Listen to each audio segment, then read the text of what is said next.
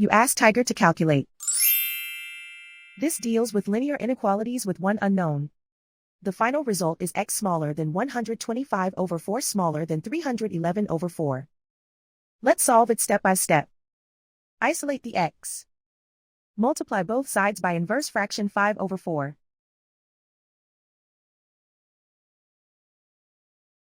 Group like terms.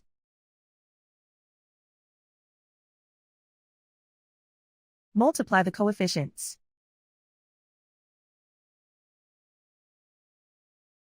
Simplify the fraction.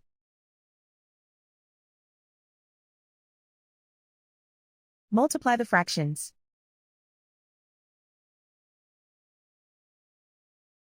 Simplify the arithmetic.